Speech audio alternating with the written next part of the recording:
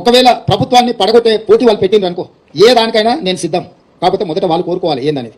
నేను ప్రజలు ఇచ్చిన తీర్పును గౌరవించి చిత్తశుద్ధితోని పరిపాలనను ముందుకు తీసుకెళ్తున్నా. నన్ను నా పని చేయనిస్తే ప్రతిపక్షాలుగా మీ పని మీరు చేసుకోవచ్చు.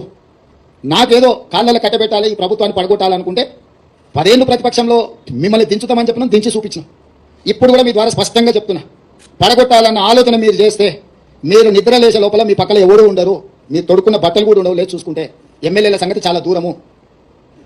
అట్లా ఒకవేళ వాళ్ళు కోరుకుంటే నాకు ఏమీ అభ్యంతరం లేదు. మీరు తారీఖు చెప్పండి, పడగొట్టేది ఏందో చెప్పండి, దాని పరిణామాలు ఏందో నేను చెప్తా.